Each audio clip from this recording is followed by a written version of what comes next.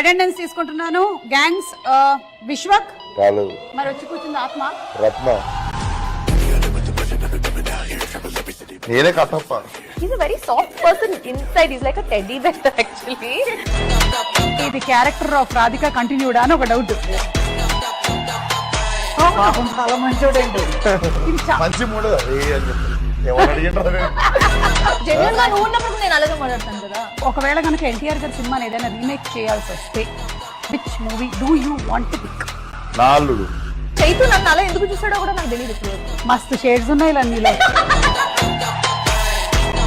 పాకతో dates ఖాళీ ఉండవు, చాలా బిజీ ఉండరు. కొడుతూ ఉంటాను అంతే ఎవరైనా